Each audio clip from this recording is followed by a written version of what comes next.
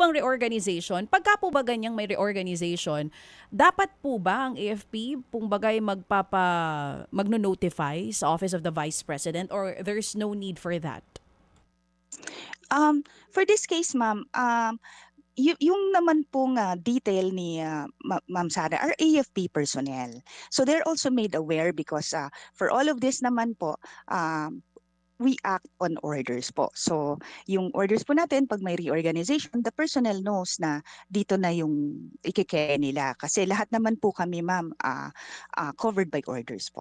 So, wala pong nangyaring kumbaga consultation or notification ang AFP para ipaalam sa Office of the Vice President na ganito na yung mangyayari. Hindi na Uh, kailangan.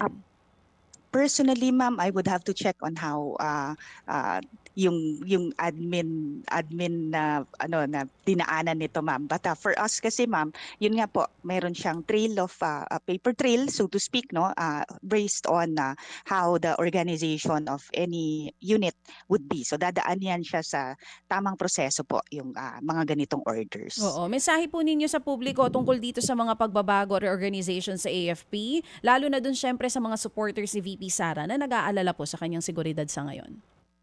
Opo, no, sa ating mga kababayan, wag po kayong mag-alala po sa seguridad ng ating Vice President. Mandato po namin na i-provide ang security for the Vice President and also, of course, other VVIPs. So from the President down to the different VIPs po, we will provide the proper security measures po for them.